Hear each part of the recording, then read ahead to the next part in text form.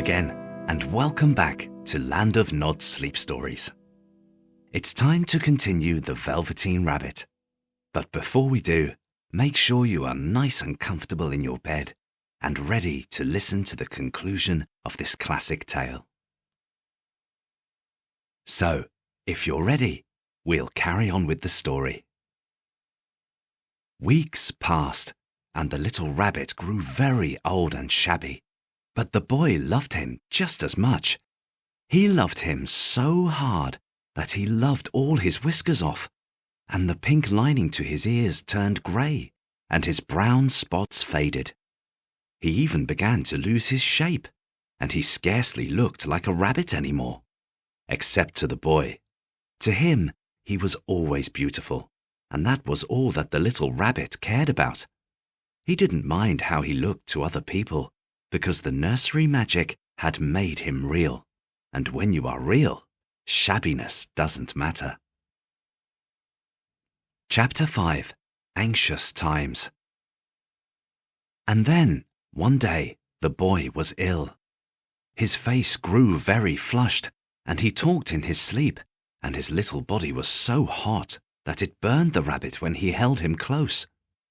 Strange people came and went in the nursery, and a light burned all night, and through it all, the little Velveteen rabbit lay there, hidden from sight under the bedclothes, and he never stirred, for he was afraid that if they found him, someone might take him away, and he knew that the boy needed him.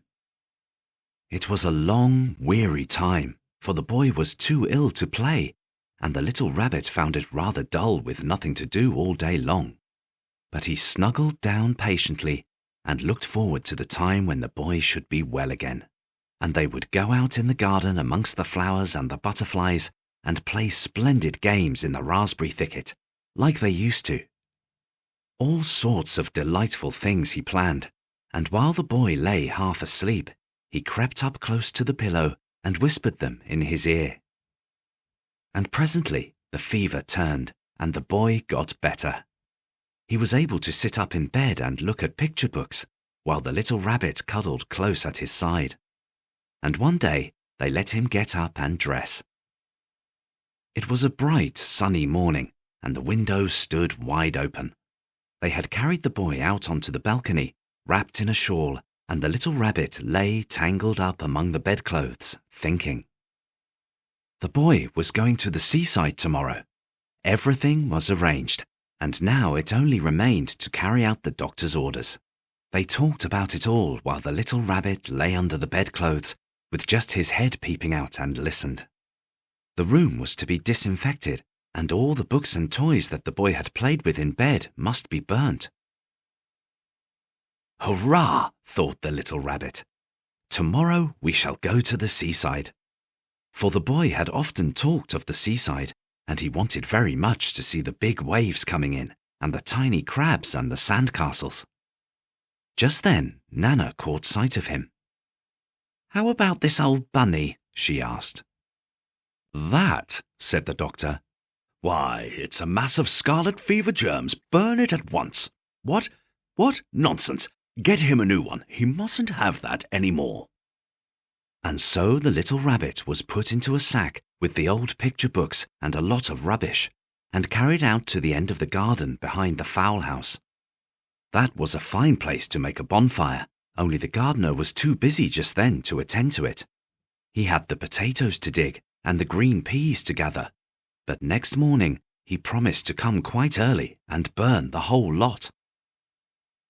That night, the boy slept in a different bedroom, and he had a new bunny to sleep with him. It was a splendid bunny, all white plush with real glass eyes, but the boy was too excited to care very much about it, for tomorrow he was going to the seaside, and that in itself was such a wonderful thing that he could think of nothing else. And while the boy was asleep, dreaming of the seaside, the little rabbit lay among the old picture books in the corner behind the fowl house, and he felt very lonely. The sack had been left untied, and so by wriggling a bit, he was able to get his head through the opening and look out. He was shivering a little, for he had always been used to sleeping in a proper bed, and by this time his coat had worn so thin and threadbare from hugging that it was no longer any protection to him. Nearby, he could see the thicket of raspberry canes growing tall and close like a tropical jungle, in whose shadow he had played with the boy on bygone mornings. He thought of those long, sunlit hours in the garden, how happy they were, and a great sadness came over him. He seemed to see them all pass before him, each more beautiful than the other. The fairy huts in the flower bed, the quiet evenings in the wood when he lay in the bracken and the little ants ran over his paws, the wonderful day when he first knew that he was real. He thought of the skin horse, so wise and gentle, and all that he had told him. Of what use was it to be loved and lose one's beauty and become real if it all ended like this? And a tear, a real tear, trickled down his little shabby velvet nose and fell to the ground. Chapter 6. The Fairy Flower. And then a strange thing happened. For where the tear had fallen, a flower grew out of the ground, a mysterious flower, not at all like any that grew in the garden. It had slender green leaves the colour of emeralds, and in the centre of the leaves a blossom like a golden cup. It was so beautiful that the little rabbit forgot to cry, and just lay there watching it.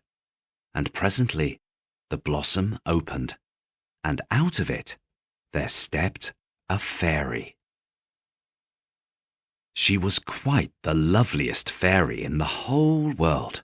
Her dress was of pearl and dewdrops, and there were flowers round her neck and in her hair, and her face was like the most perfect flower of all. And she came close to the little rabbit and gathered him up in her arms and kissed him on his velveteen nose that was all damp from crying. "Little rabbit," she said, "don't you know who I am?" The rabbit looked up at her, and it seemed to him that he had seen her face before, but he couldn't think where. "I am the nursery magic fairy," she said. "I take care of all the playthings that the children have loved. When they are old and worn out and the children don't need them anymore, then I come and take them away with me and turn them into real." "Wasn't I real before?" asked the little rabbit. "You were real to the boy," the fairy said, "because he loved you. Now you shall be real to everyone." And she held the little rabbit close in her arms and flew with him into the wood. It was light now, for the moon had risen. All the forest was beautiful, and the fronds of the bracken shone like frosted silver. In the open glade between the tree trunks, the wild rabbits danced with their shadows on the velvet grass. But when they saw the fairy, they all stopped dancing and stood round in a ring to stare at her. "I've brought you a new playfellow," the fairy said. "You must be very kind to him and teach him all he needs to know in Rabbitland, for he is going to live with you forever and ever." And she kissed the little rabbit again and put him down on the grass. "Run and play, little rabbit," she said. But the little rabbit sat quite still for a moment and never moved. For when he saw all the wild rabbits dancing around him, he suddenly remembered about his hind legs, and he didn't want them to see that he was made all in one piece. He did not know that when the fairy kissed him that last time, she had changed him altogether, and he might have sat there a long time, too shy to move, if just then something hadn't tickled his nose. And before he thought what he was doing, he lifted his hind toe to scratch it, and he found that he actually had hind legs. Instead of dingy velveteen, he had brown fur, soft and shiny. His ears twitched by themselves, and his whiskers were so long that they brushed the grass. He gave one leap, and the joy of using those hind legs was so great that he went springing about the turf on them. jumping sideways and whirling round as the others did, and he grew so excited that when at last he did stop to look for the fairy, she had gone.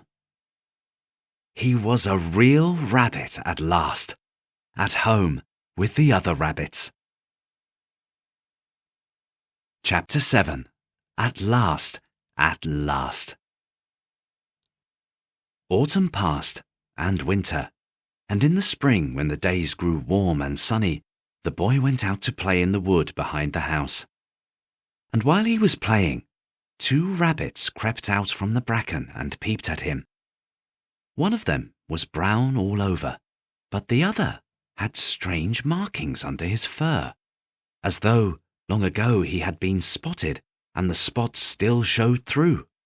And about his little soft nose and his round black eyes there was something familiar, so that the boy thought to himself, "Why, he looks just like my old bunny that I lost when I had scarlet fever."